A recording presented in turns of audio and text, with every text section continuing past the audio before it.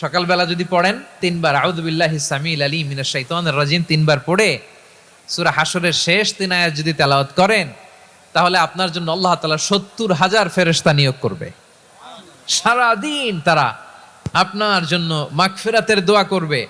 আর ওই দিন ইন্তেকাল করলে আল্লাহ তাআলা শহীদ হিসেবে আপনাকে কিয়ামতের দিন দাঁড় করাবে। সুবহানাল্লাহ। এত আস্তে।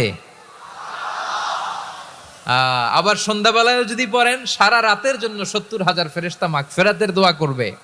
ওই রাতে মারা গেলে শাহাদাতের মৃত্যু নসিব হয়ে যাবে। এজন্য এই দোয়াটা পড়ার দরকার আছে না নাই? আযকারুস সাবাহি ওয়াল মাসা, সকাল সন্ধ্যার যে জিকির, এই জিকিরের অন্তর্ভুক্ত করে নেবেন এই ওয়াজিফাটা। যে হাদিসটা বর্ণনা করলাম সুনানে তিরমিজির হাদিস, যদিও হাদিসটা সনদের দিক থেকে দাঈফ, কিন্তু মুহাদ্দিসিনে একরাম বলেছেন যেহেতু এটা ফাজাইলুল আমালের হাদিস, এটা পড়ার ক্ষেত্রে কোনো নিষেধাজ্ঞা নাই, এটা পড়া যাবে। সো সকাল সন্ধ্যা যদি সুযোগ হয় এই ওয়াজিফাটা যেন আমরা পড়ি। আপনি যখন দোয়া করবেন, আল্লাহর নামগুলো ধরে যদি দোয়া করেন, আল্লাহ ওই দোয়া ফিরায় দেয় না। সুবহানাল্লাহ বলেন।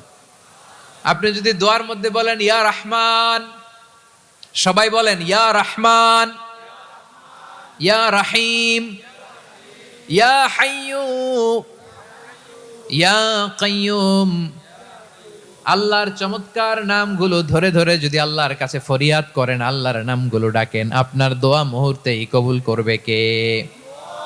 বিষ্ণু ঈসা ইসলাম এভাবে আল্লাহর নামগুলো ধরে ধরে জিকির করতেন, আল্লাহর নাম জপতেন। তিনি বলতেন আসআলুকা বিকুল্লি ইসমিন হুয়া